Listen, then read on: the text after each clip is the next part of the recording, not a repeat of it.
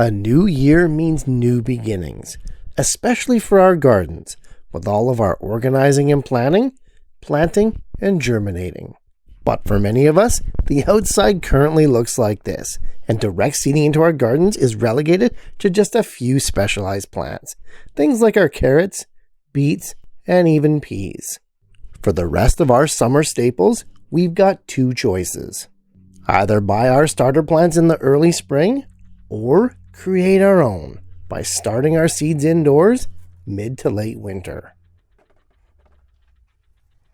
Hi, I'm Jeff from the Ripe Tomato Farms, and I've been starting my seeds early indoors every winter for over 2 decades now. On top of that, for a stretch of more than a few years, I actually made a living selling thousands of young starter plants every spring. Today, let's take all of that trial and error, all of that knowledge, and apply it to guaranteed seed starting success. To do that, I've got 9 key tips that are going to make sure that this is your best seed starting year ever.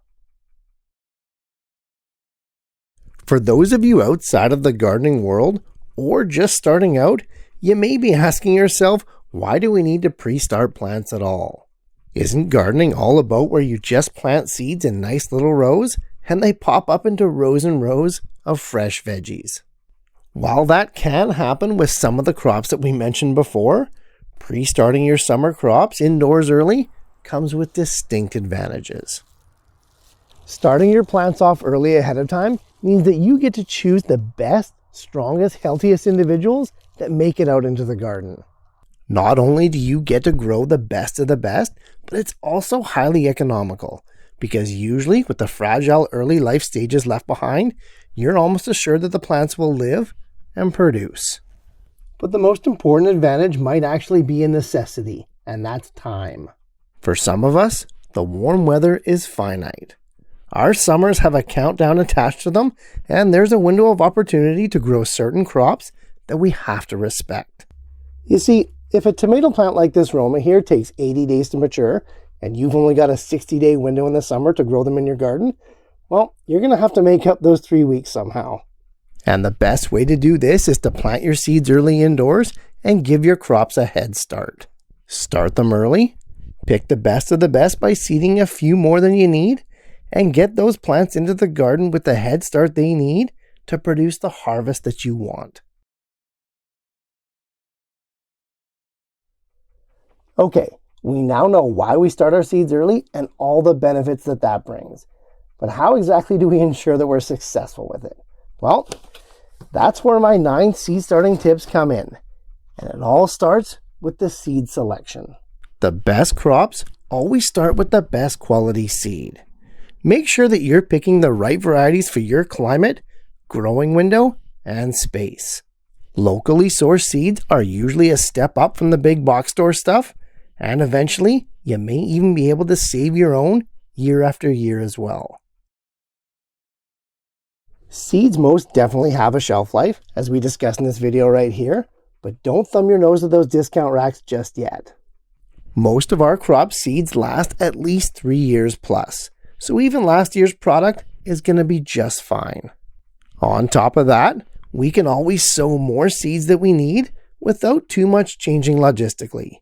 So, even a reduced germination rate due to poor viability can be overcome. Speaking of poor viability, if a seed source is ever in question, we can always do a viability test. It's super easy, and just using a damp paper towel, you can quickly figure out whether or not the seeds in question are worth it. Look, in gardening, soil, space, and time are always at a premium. And lost weeks waiting for seeds that are never going to germinate, well, that can be devastating. If you're ever worried about the viability of a particular batch of seeds, don't wonder. Just test them. Okay, with our best seeds selected both in terms of choice and quality, our next variable to conquer is timing. Like we said, we're starting our seeds early indoors to get a jump on the season and to lengthen our growing window. The plants that we grow early must go out into the garden at a specific time, but they themselves must also be at a particular growth stage. For the most part, there is some leeway with this, yes, But in general, we want to be starting our seeds indoors roughly 6 to 8 weeks before the last day of frost for our area. That day is going to be different for every region, and all of us are going to be on slightly different schedules. For instance, for this year, my last spring frost date is March 21st. Counting backwards 6 to 8 weeks means that I should be starting my seeds indoors between January 24th and February 7th. It's a loose window, and obviously some crops are going to grow faster or slower than others. But as long as you start your seeds about 1 to 2 months before your last frost date, you should be A-OK. Alright, with the selection of the seeds and the timing all figured out, let's look at the containers. Your seeds can be planted and started in pretty much anything that holds soil. They don't care. As long as it drains water, you can use it.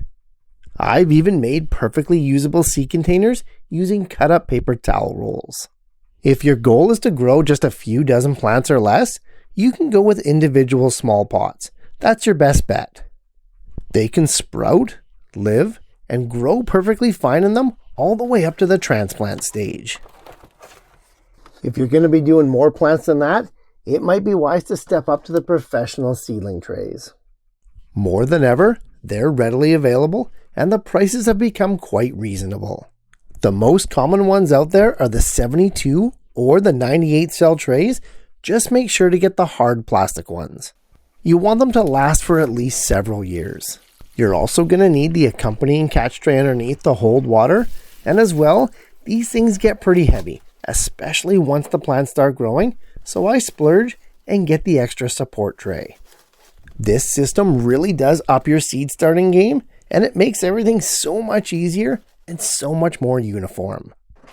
With the house all set up, let's go ahead and focus on some soil.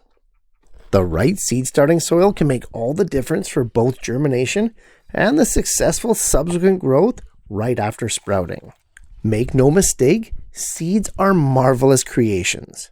As if the act of germination wasn't amazing enough, they contain all they need to grow well after the fact.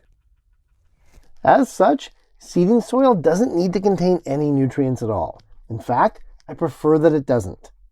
There's a reason that we can sprout seeds in just water. For at least a couple of weeks after germination, the young plants can feed off the seed itself. So for at least the first 3 to 4 weeks after planting, the soil doesn't need any nutrition at all. After that though, especially for the quick growers like this zucchini here, they are going to need some nutrients if they're going to continue to thrive. For me, rather than starting with a nutrient-rich seeding soil right off the bat, I go with a relatively inert medium and then follow it up with my own organic liquid feed after the first true leaves appear. My ideal seeding mixture is something I make myself, and it's 75% coconut fiber, 25% compost, and then sprinkled in with some vermiculite for moisture retention, and then a little bit of perlite for aeration and drainage. Conversely, if you're only growing a few plants, you can buy dedicated seed starting soil just as easy. It's not expensive, and most are going to do the job adequately.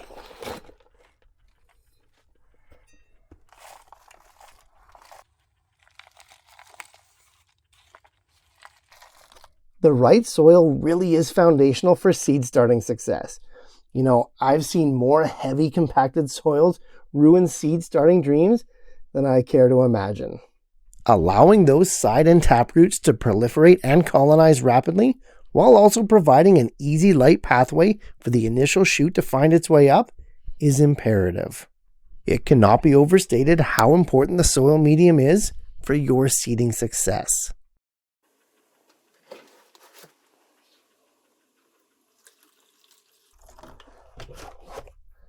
The next big tip on our list is moisture. Now, moisture is huge, because without it, there's no germination, there's no sprouting. Through a process known as imbibition, the seed coat absorbs water, cracks, and splits under the pressure, allowing enzymes within the seed to start the process of sending out the first root radical. Then, the first shoots pop out shortly after.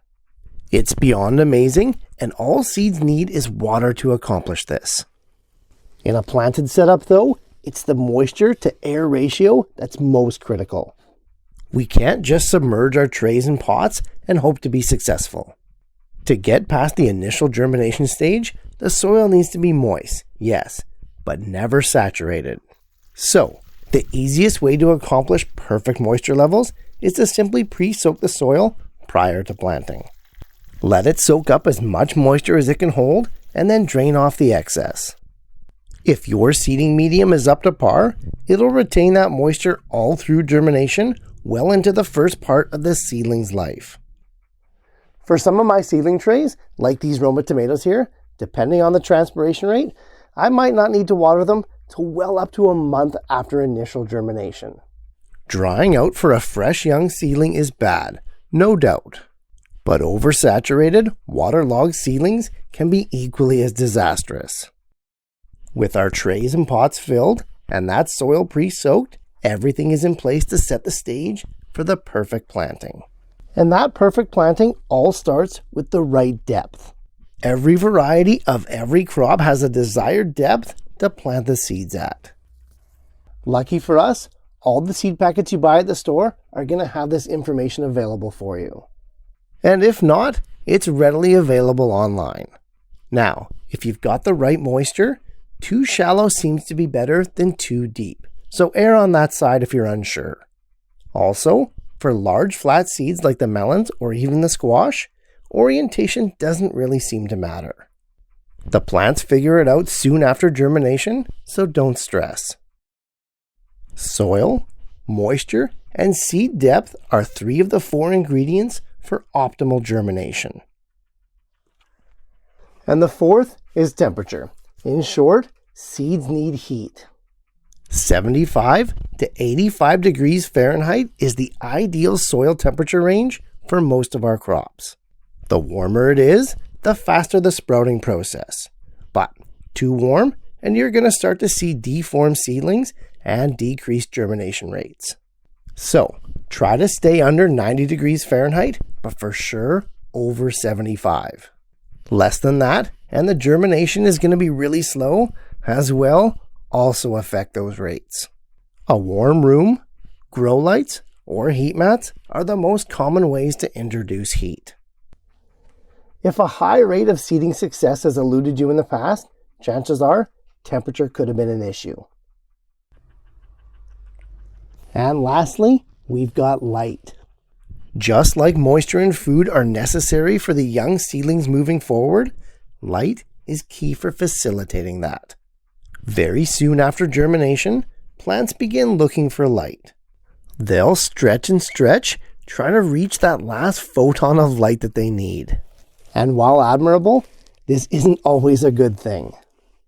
Long, leggy, and weak plants are the result of not enough or the wrong kind of light. Remember, we're trying to grow the biggest and best plants possible, and that can only happen when the young plant's light needs are completely met. Fortunately for us, advancements in LED technology has put this in the reach of the average grower, with decent grow lights starting at just $50. Having said that, nothing beats the sun though, and clever gardeners are always going to find a way to get their seedlings into real light as soon as possible. Honestly, your seedlings can never have enough light. And, other than onions, 16 hours on, 8 hours off works just great. And that's what I've used for the last 15 years. Light is important, yes, but it's also at the summit of the accumulation of the other 8 factors that we just talked about. And when you put it like that, you realize how much info we just covered. Too much to digest on one go-around. So, let's recap the main points as well as all 9 tips to hammer at home. For many of us growers, we start seeds early indoors to get a jump start on the season. It not only helps us to plant the best of the best, it also allows us to grow long summer crops when our summers may be short. The seeds themselves are amazing, and the viable ones can germinate in just water. But, as we soon find out, that initial taproot starts looking for a medium, usually soil, and it does this right away to anchor itself for proper orientation. Soon after getting itself established, the soil also acts as the vector that carries the young plant's nutrition. With the right soil, moisture, and of course some heat, most of your veggie seeds are going to sprout within a week or so. Provided they're planted at the right depth, pretty soon they're also going to be looking for light. Full spectrum LED or sunlight through a window is what you want. 14 to 16 hours on per day if you can manage it. When it all boils down, honestly, getting the right soil mix and the correct moisture to air ratio is 90% of the battle. Heat and water are always going to germinate viable seeds, no matter what. But it's what you do after that that is going to determine your long-term success. Starting seeds early is an annual rite of passage for most gardeners, especially those in temperate regions. Getting that head start is crucial so that we growers with short summers still get to enjoy the fruits of our favorite crops. Hopefully, with these 9 tips that we shared here today, you'll be well on your way to seeding success and your best gardening year ever. Hey, best of luck guys, and I'll see you soon. Hey, thanks so much for watching guys. I appreciate the support more than you know. And if you're getting value from these videos, please like and share them to spread the word and help your fellow gardener to grow better.